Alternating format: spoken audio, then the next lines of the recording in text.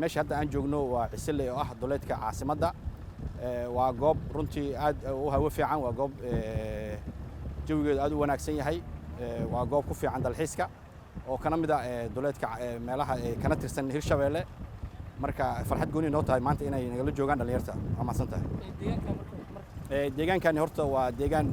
ku tirsan tahay xeebta dheer oo aad ilaa iyo maxaan iraahdaa halka marka joogtid waxaad maraysaa Cilmacaan ilaa iyo aad ku tagaysid Warshiikh ilaa Cadale marka dhulkan waa dhul xeebeed oo caasimadda ku hareer yaala soconayna ilaa iyo Xaradheere waa xeeb isdhinac taala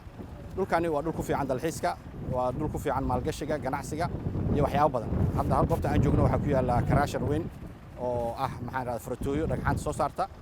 marka goobtani waxa halkan ka dhow garoonkii Siley oo muddo wax yar noo jira marka goobtani waa goob waxyaabo badan ku fiican kana fogeen caasimadda halka inaad joogtid oo inaad caasimadda ka dhaxbaado Madiina tagtid waxa dhow in halkan timaadid laakiin waxa wadada waxba ka jirin waa qadar 15 kilomitir ay halka caasimadda noo jirta ganacsiga laga hirgelin karo oo ugu waqti xaadirkan waa in horumarinta dalxiiska oo haddaba aan ku jirno taabagelintiisa marka dalxiiska oo kale waa goob ku fiican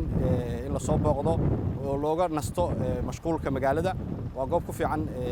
dalxiiska ayaan dhihi lahayn runtii waxay noqon doontaa waxyaabaha ay noqon karto in caasimadda kale oo caasimad yaray oo laga dhis halkan maadaama dhulkan dhul waasaca uu yahay dhab ahaantii waa dhul jawi qurxoon leh